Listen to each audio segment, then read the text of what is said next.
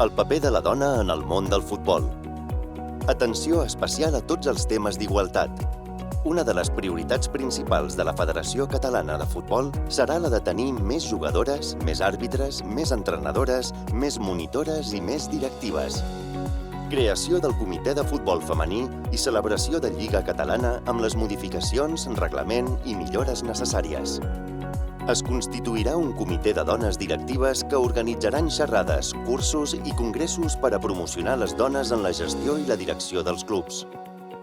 Cursos exclusius per a monitores i entrenadores amb l'objectiu de cercar la igualtat a les banquetes, promocionats i finançats per la Federació Catalana de Futbol.